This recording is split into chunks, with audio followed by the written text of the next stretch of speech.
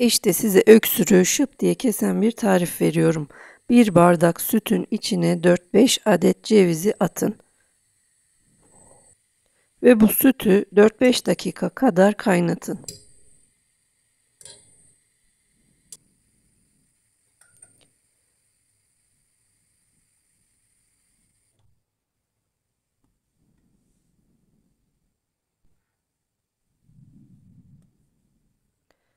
Dört beş dakika kadar kaynayan sütün içine sonra yarım tatlı kaşığı tereyağı atın.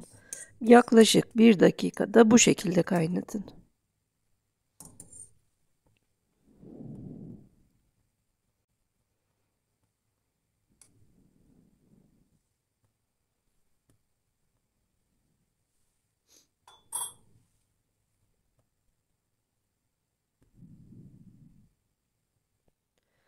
Sonra ocağın altını kapatın